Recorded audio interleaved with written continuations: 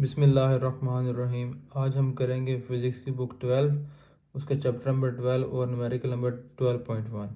कहता है compare magnitudes of electrical and gravitational forces exerted on an object, जिसका mess है हमारे पास 10 ग्राम और चार्ज कितना है 20 microcoulomb, by an identical object, जो कि सेम जो मैसेज है, that is placed 10 centimetre from the first.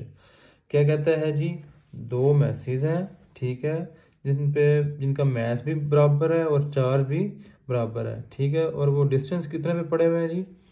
कहता है जी ये 10 सेंटीमीटर, यहाँ से भी इतना फासला कितना है जी 10 सेंटीमीटर, और यहाँ से भी यहाँ तक कितना फासला जी 10 सेंटीमीटर। कहता है जी कंपेयर करो मैग्नीट्यूड ऑफ इलेक्ट्रिकल और ग्रेविटेशनल फोर्सेस। कंपेयर का मतलब जब आता है, इसका मतलब होता है रेशो मालूम करना, ठीक हो गया। तो हम क्या करेंगे, हमारे पास दिया गिवन डाटा क्या दिया गया है, मैस कितना है हमारे पास 10 ग्राम, ठीक है।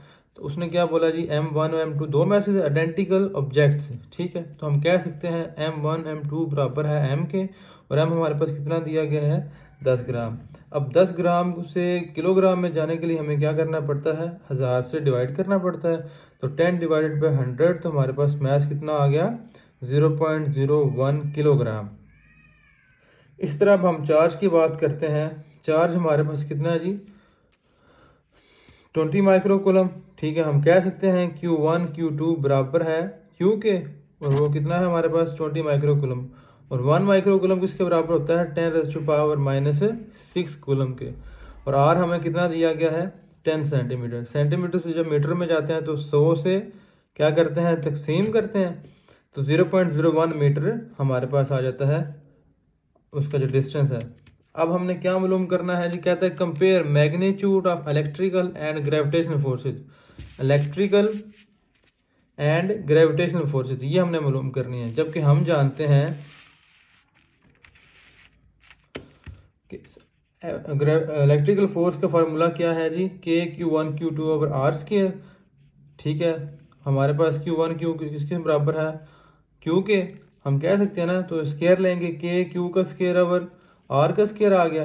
तो हमारे पास क्या इक्वेशन बन गई, F किसके बराबर आ गया K/Q2 over Q R square. इसी तरह हमने ग्रेविटेशनल फोर्स मालूम करनी है, उसका फार्मूला क्या है हमारे पास G M1 M2 over R square, जबकि M1 और M2 को हम लिख सकते हैं M1 के बराबर, ठीक है, या M सिर्फ कह सकते हैं।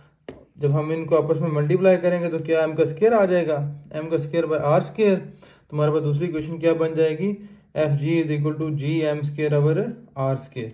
इसी तरह अब हमने क्या करना है, इनकी वैल्यूज को आपस में डिवाइड करना है।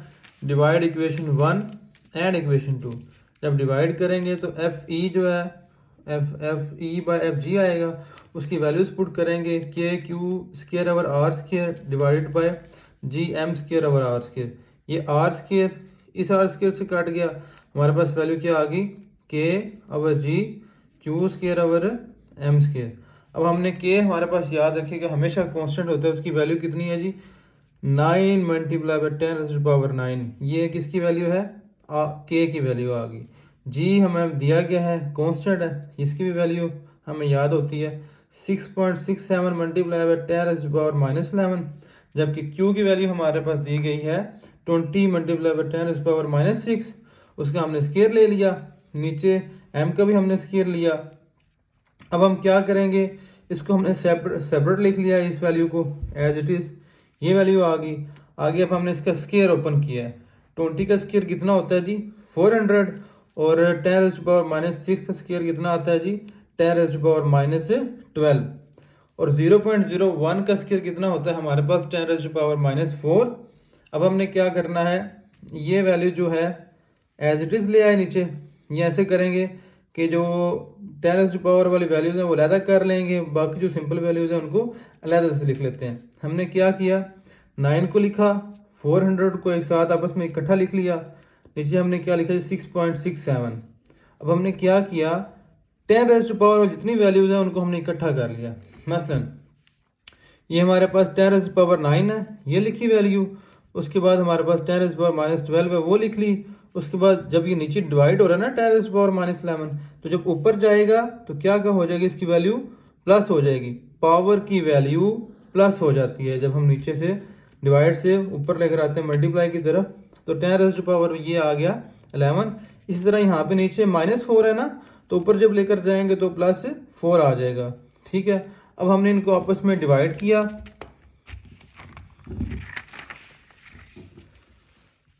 ये देखें इनको हमने आपस में मल्टीप्लाई किया तो 3600 आ गया डिवाइड बाय 6.67। अब हमने इनकी पावर, जब बेसिस सेम हो तो उनकी पावर्स को क्या करते हैं, ऐड कर देते हैं।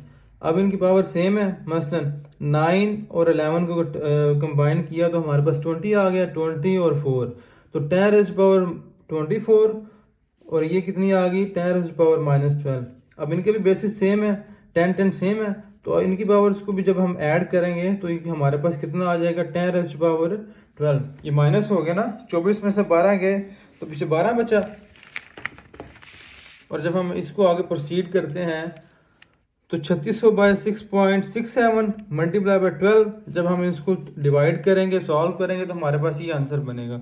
और जब हम इसको राउंड ऑफ करेंगे 539 को जब हम इधर लेकर आएंगे 5.3934 मल्टीप्लाई 10 रेज़ पावर 14। क्यों? क्योंकि जब हमने राउंड ऑफ किया तो इधर लेकर आया तो 10 रेज़ पावर 2 जो है उसमें ऐड हो जाएगी, तो ये हमारे पास इसका आंसर बन जाएगा। न्यूटन में हमने क्यों नहीं इधर लिखा, क्योंकि वो आपस में पावर जो है ना वो कट जाती हैं, कट जाएंगे इसके चार्जेस जो हैं, इसलिए इसका ये आंसर बन जाएगा।